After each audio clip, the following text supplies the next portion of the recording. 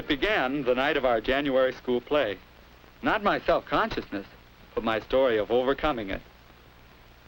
We had a party on stage after the play. Oh, I wasn't in the cast. Not me. I was on the stage crew. But I'll tell you about that later. The point is, somebody grabbed a spotlight and started a sort of game. When the light stopped on you, you'd have to get up and make a speech. Jack sure did all right, but why not? He was the star of the play. That sort of thing was easy for him. Of course, I wanted to do well, too. I wanted to shine. I started planning what I was going to say. I'd wow them. And then it happened. There I was, in the spotlight, and I felt uncomfortable and awkward and different. And they were all watching me and laughing. At what? At me? What was I doing wrong? Did I look funny? Unaccustomed as I am to public speaking, I guess I'll just shut up and sit down. It was terrible. I knew it. Hey, that was neat, Marty, but don't be so self-conscious about it. Self-conscious. That was my trouble. That was why I felt so queer.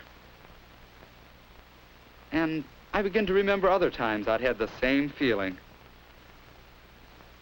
I remembered giving a book report in class. It was exactly the same. Yes, as if there were a spotlight on me, and everybody was watching me.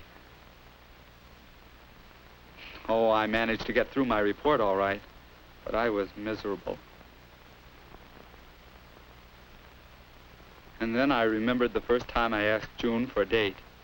I knew just what I wanted to say, but when it came right down to it, yeah, I felt spotlighted again. And the words didn't want to come out. And she was staring at... Was my face broken out again?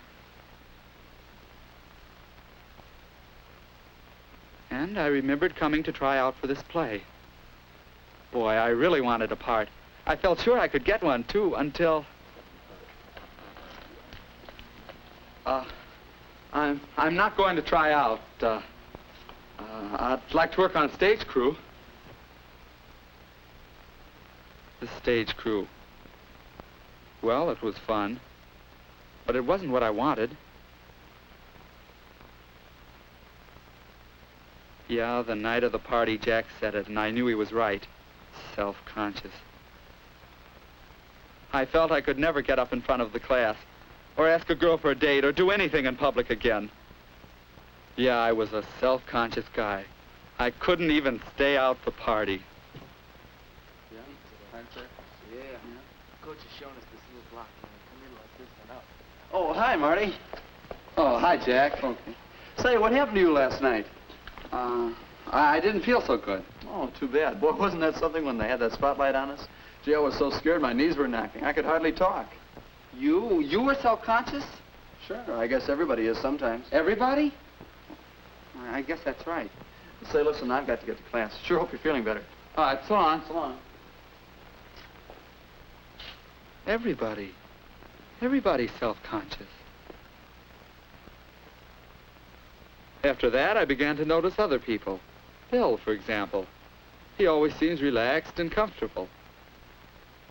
But a couple of years back, I can remember what a self-conscious guy he was. He really has overcome it. Then there's Anne. She likes to play for people.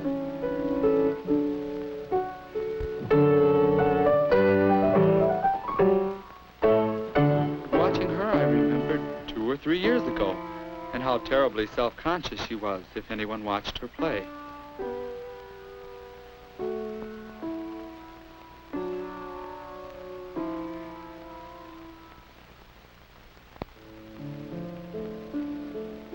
She certainly has changed. Well, you can get over being self-conscious. The question is, how? It wasn't long after when I made a big discovery about how to overcome self-consciousness. I was helping Jack with his ping pong game.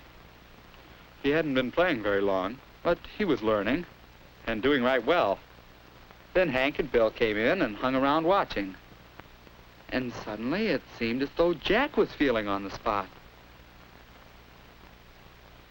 He started fumbling, and then he quit. Now, what made Jack suddenly feel self-conscious? Was it because he didn't play well? I wasn't self-conscious about ping pong. Why the difference? And then, well, I had to talk to Jack. I had an idea about self-consciousness. Everybody wants to show up really well. You want people to think you're pretty good. But then you start thinking about yourself, how everybody's watching you, what you must look like to them. And then you make a mess of it. Sometimes, but usually you don't. You just think you do.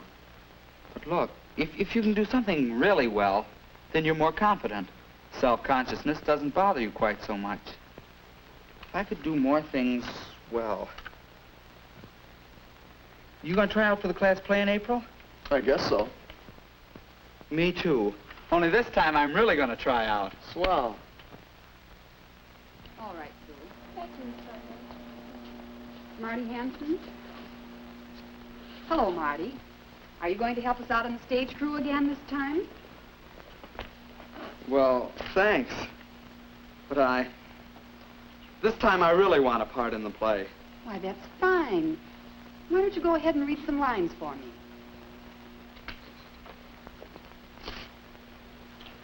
When I am in trouble, eating is the only thing that consoles me.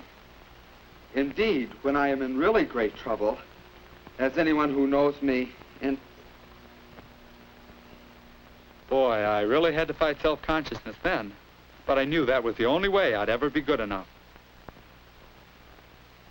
You know, I got a part. I practiced a lot. I figured it was like the ping pong deal. If I could become skillful, I wouldn't be so scared of it.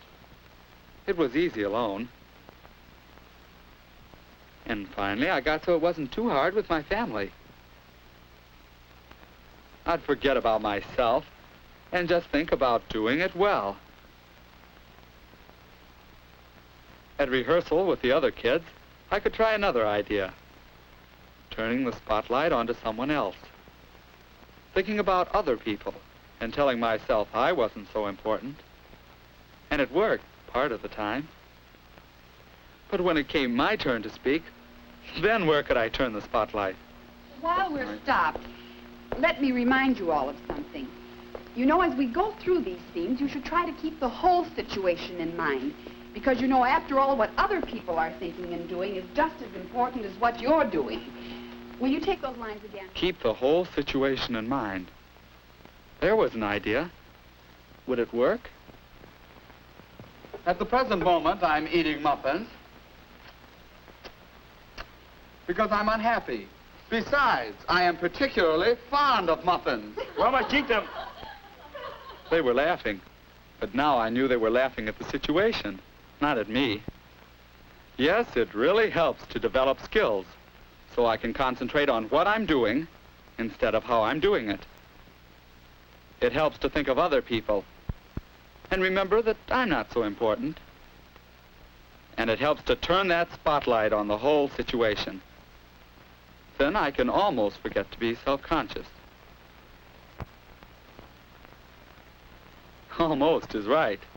I'm getting closer now, because I'm getting more and more practice in turning the spotlight onto the situation as a whole. It helps in class, too.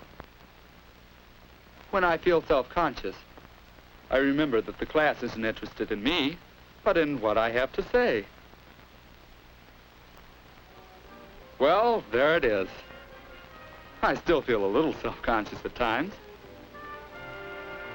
But by concentrating on others, by doing my best to make the whole situation easier, I overcome my own self-consciousness. It helps me enjoy being with people. And I think it helps people enjoy being with me. It could help you, too, couldn't it?